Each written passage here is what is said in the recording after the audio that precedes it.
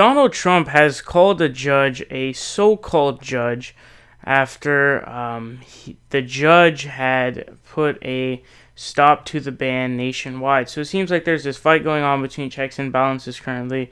The White House is now going to appeal. So this headline says Trump goes off on angry Twitter rant at so-called federal judge who halted his travel ban order. So Raw Story says, as is his custom on Saturday mornings, President Donald Trump used Twitter to lash out at those he perceives to be his enemies. That was weird.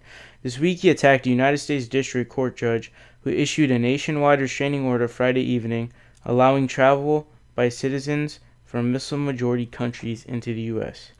Federal Judge James Robart, appointed by former President George W. Bush, issued the order immediately forcing U.S. Customs and Immigration officials to halt the ban, which in turn angered Trump. I love it when Trump is angry. Screw you, Trump.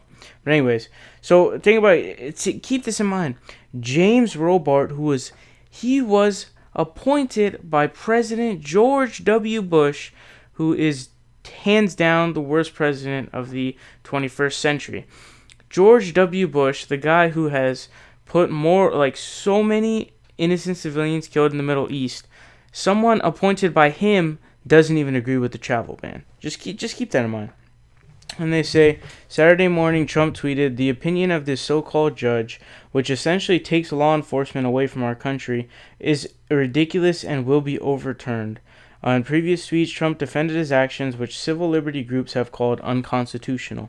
When a country is no longer able to say who can and who cannot come in and out, especially for reasons of safety and security, big trouble, he wrote, adding, interesting that certain Middle Eastern countries agree with the ban.